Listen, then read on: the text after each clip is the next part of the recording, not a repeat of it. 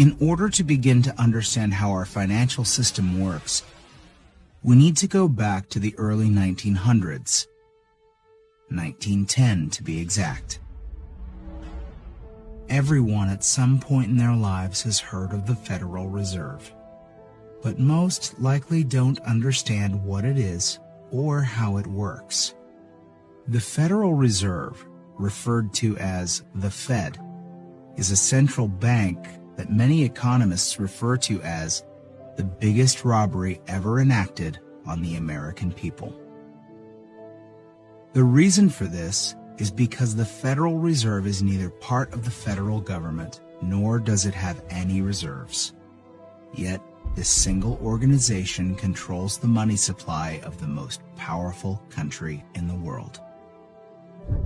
The Fed is very diligent in hiding the fact that they are not part of the government. The last thing they want the American people to fully understand is that our government does not control our own money.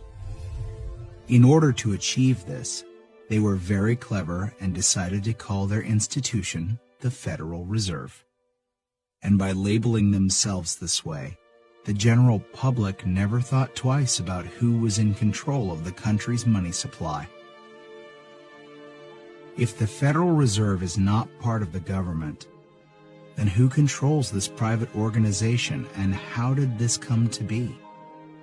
The answer to this question is what changed the course of our country forever. In November of 1910, a secret meeting took place of 6 bankers and economic policymakers who represented the financial elite of the Western world. It was hosted at the J.P. Morgan estate on Jekyll Island in Georgia.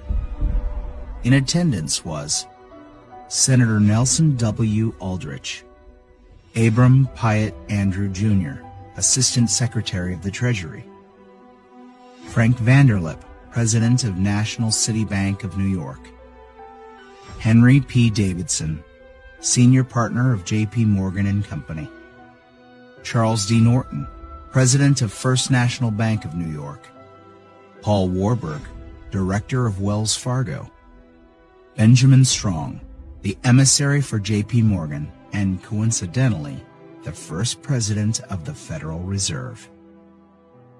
Years later, Frank Vanderlip referred to this meeting as the actual conception of what eventually became the Federal Reserve System. This meeting was so secret at the time that not even the names of those who attended were mentioned to the servants who lived and worked on the island. The men who attended came on a late-night train, claiming to be on their way to a hunting expedition, but instead, these bankers met with Senator Nelson Aldrich to draft what would eventually become the Federal Reserve Act. This private meeting, attended by some of the most powerful men in America, was strategically designed to take control of our country's money supply and to achieve ultimate power in America. Meyer Amsched Rothschild, one of the most powerful European bankers of his time, stated it best when he said, "Permit me to issue and control the money of the nation, and I care not who makes its laws." On December 23, 1913, 2 days before Christmas, when most people in Congress were home with their families, the Federal Reserve Act was signed into law by President Woodrow Wilson. That single act, however small it may seem, transferred the control of our monetary system from our government into the hands of some of the wealthiest men in our country. Putting into law the Federal Reserve Act gave unlimited power to a few wealthy banking institutions in America. The Fed has the power to issue currency, manipulate interest rates, and run secret bailouts. Yet Congress and the President are not allowed full oversight over this powerful organization. The Federal Reserve enjoys a monopoly over the creation of our nation's money and credit, but for 100 years, They have never been completely transparent and accountable about it. And we don't have to look back too far from today to see what it looks like in real life. When testifying before Congress in 2009, Fed Chairman Ben Bernanke refused to disclose which institutions received trillions of dollars in these bailouts and loans, or give our representatives details about what deals were being made. So my question to you is, will you tell the American people to whom you lent $2.2 trillion of their dollars? Will you tell us who got that money and what the terms are of those agreements?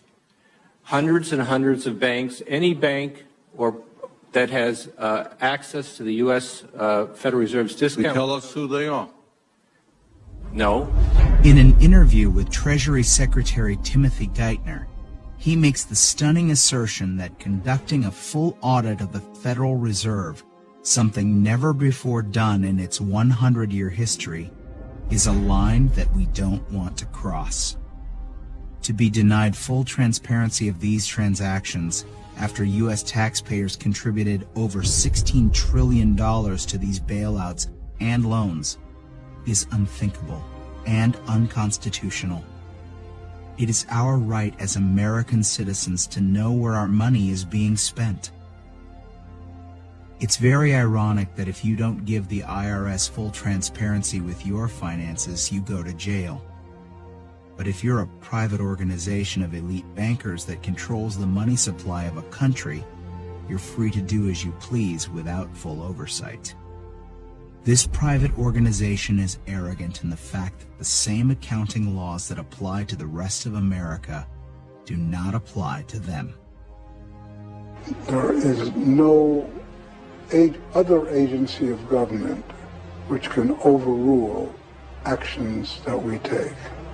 Their control appears to be unlimited, and 2008 is the most recent example of how much power the Fed actually has on our country.